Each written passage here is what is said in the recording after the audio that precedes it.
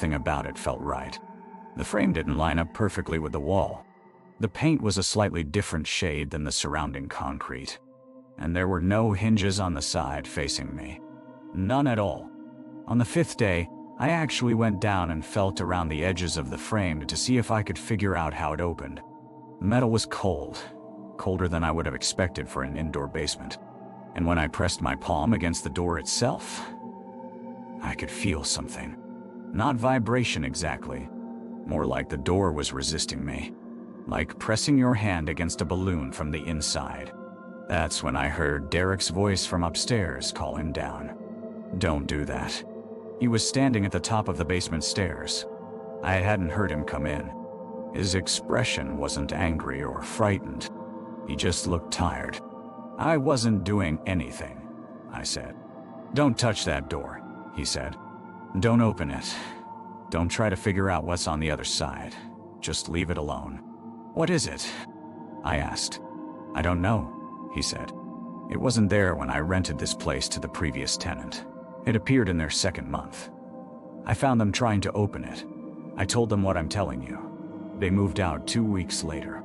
How many people has this happened to? I asked. You're the 3rd tenant I've had in 5 years, he said. Both of the others left. One gave notice and moved out normally. The other broke their lease and left in the middle of the night. I was quiet for a moment. I'm not leaving, I said. I'm not scared of a door. Derek nodded slowly like he'd heard that before. Okay, he said. But if you change your mind, I'll let you out of the lease. No penalty. He left. And I did change my mind, but not right away. I lasted another 2 weeks. The door didn't do anything threatening.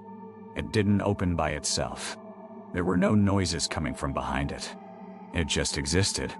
But the thing about living with something that doesn't belong is that the not knowing wears at you. Every time I went downstairs, and I had to go downstairs because my washer and dryer were down there, I felt like I was choosing to be in the same room with something wrong. And it started to affect the apartment itself. I can't explain it exactly. It's not like things happened. It's more like the space began to feel conscious. Like the apartment was aware I was there.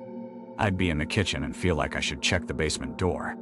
I'd be trying to sleep and think about it. Nothing overt. Nothing supernatural in an obvious way. Just a constant, low-level wrongness. On day 14, I called Derek and told him I wanted out. He sent me the lease termination form. No questions asked. I moved out 3 days later.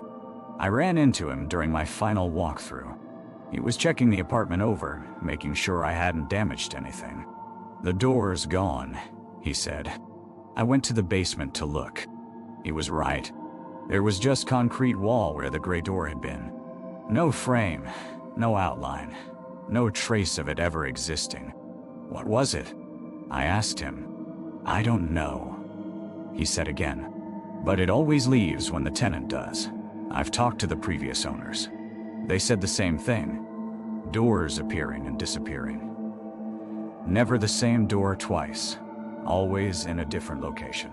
What happens if someone opens it? I asked. I don't know, Derek said. The people who lived here before me tried to find out. They wanted to see what was on the other side. And that building doesn't exist anymore, he said. It was condemned in 1987. The city demolished it in 1989. I never found out what he meant by that exactly. I never went back to ask. But I think about that door sometimes. I think about it specifically when I'm tired, that weird hour of the night when your mind isn't quite working right. And I wonder what would have happened if I just opened it. What would I have found on the other side?